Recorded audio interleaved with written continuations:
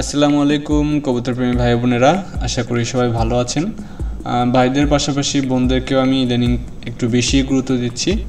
অনেক বোনেরাই দেখছি তারা ফেসবুকে কবুতর বিক্রির ব্যাপারে পোস্ট দিচ্ছে, অনেক হেল্প চাচ্ছে তাদের কবুতর অসুস্থ হলে, তারপরে বিভিন্ন বিষয়ে তারা হেল্প চাচ্ছে। তাই বোনদের এই কবুতরের প্রতি ভালোবাসা দেখে তাদের জন্য অনেক ভালোবাসা থাকলো।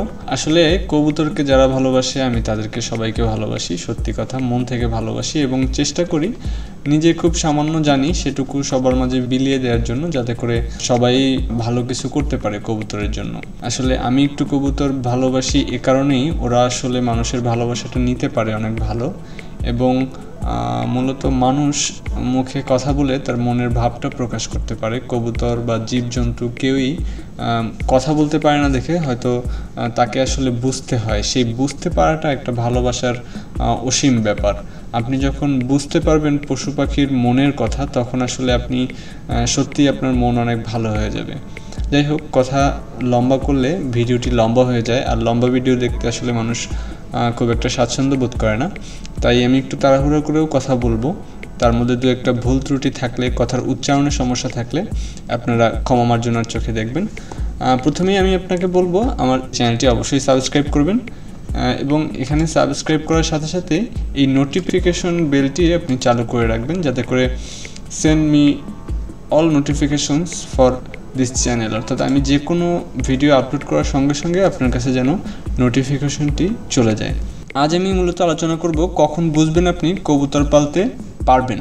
অর্থাৎ আপনি চাইলেই অনেক জটিল কোনো চাকরি করেন আপনি, বা এসএসসি লেভেলের বা তার নিচের কোনো স্টুডেন্ট আপনি চাইলেই কবুতর পালতে নাও পারতে পারেন। অর্থাৎ আপনার ফ্যামিলি থেকে বা যে কোনো যে সমস্যার কারণে আপনি কবুতর পালতে নাও পারেন, তখন আমি বলবো তখন আসলে আপনি কবুতরটা পালবেন না।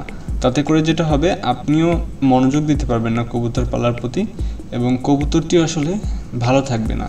সে আপনার জন্য অপেক্ষা করবে আপনার হেল্পের জন্য। সে তো নিজে খাবার জোগাড় করতে পারে না, কিছু না, আপনার জন্য সে আসলে ওয়েট করবে। আর আপনি দেখা যাবে বিভিন্ন কাজের জন্য তাকে সময় দিতে পারছেন না। এটা আসলে তার জন্য খুবই কষ্টকর হবে।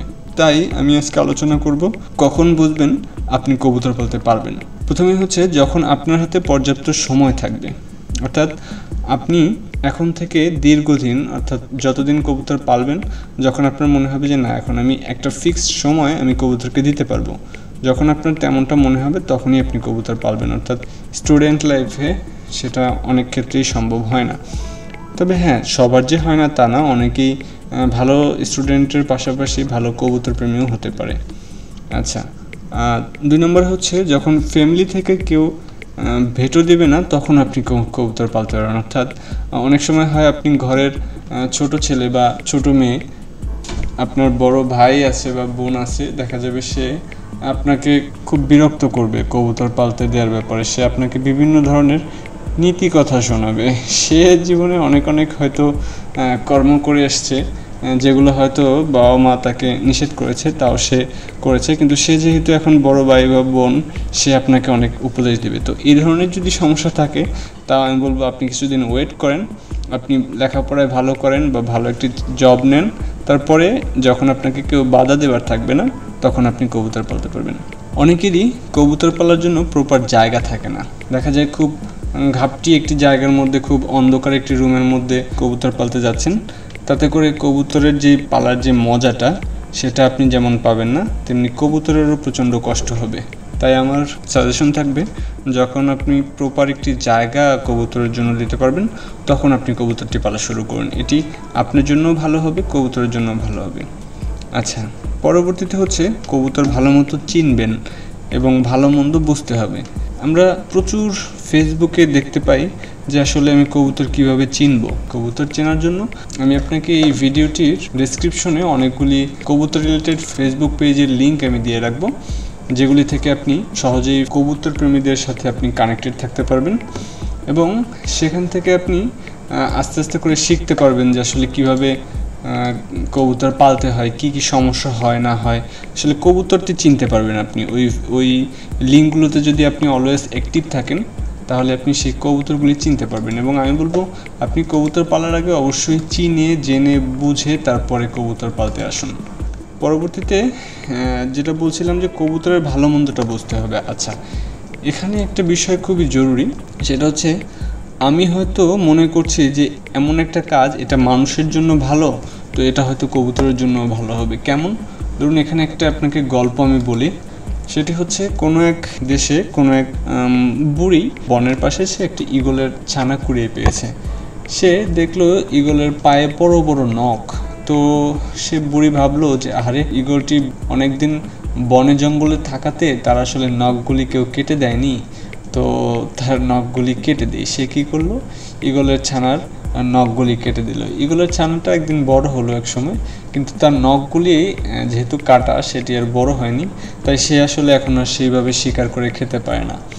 আসলে সেই বুড়ি বা মহিলা কিন্তু খারাপের জন্য না, সে আসলে ভালো চেয়েছিল যে হয়তো ওর নখ কেটে দিলে ওকে ভালো লাগবে বা নখটা কাটা উচিত, মানুষের যেমন নখ কাটা উচিত।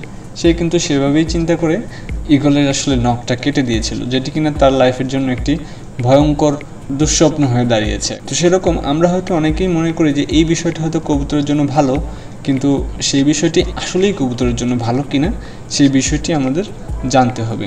মোট কথা হচ্ছে, যখন আপনার হাতে পর্যাপ্ত সময় থাকবে, যখন ফ্যামিলিতে কেউ আপনার উপরে আপনাকে দোষ দিয়ে বা আপনার উপরে ভেটো দিয়ে আপনার কবুতর পালা বন্ধ করে দেবে না এমন একটা পরিবেশ থাকবে, কবুতর পালনের জন্য যখন প্রপার আপনার কাছে জায়গা থাকবে এবং ভালো মতো কবুতর চিনবেন এবং কবুতরের ভালো মন্দটা খুব ভালোভাবে বুঝতে পারবেন বলে আপনার মনে হয়, তখন আপনি কবুতর পালতে শুরু করতে পারবেন। আমি কিন্তু খুব ছোটোবেলায় বলবো না, 5-6 যখন পড়ি তখন আমি কবুতর পালার চেষ্টা করতাম, প্রচুর চেষ্টা করতাম, হয়নি আসলে। অনেকের কাছ থেকে কবুতর এনে, পরিচিত ভাইদের কাছ থেকে প্রচুর চেষ্টা করতাম, কিন্তু আমার না কবুতর কখনো হয়নি। এবং একটা সময় আমি নিরাশ হয়ে গেলাম এবং ভাবলাম যে আসলে কবুতর সবার হয় না। তারপরে প্রায় 15 বছর গ্যাপ দিয়ে, অর্থাৎ আমার মাস্টার্স শেষ করে আমি এখন আপনাদের দোয়ায় ভালো একটা জব করি।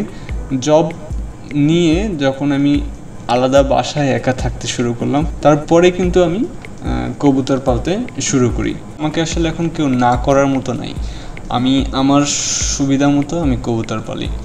তো এরকম সুবিধাজনক সময়ের জন্য আপনার ওয়েট করতে হবে, তাড়াহুড়া করে কবুতরকে আসলে কষ্ট দেওয়াটা আপনার একেবারে উচিত হবে না। তো আশা করি আপনি বুঝতে পেরেছেন কখন কবুতর পালা আপনার জন্য ভালো হবে।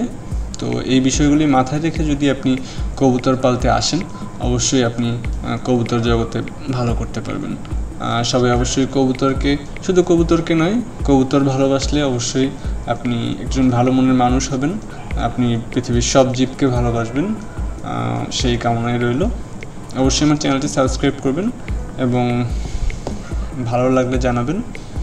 আল্লাহ হাফেজ।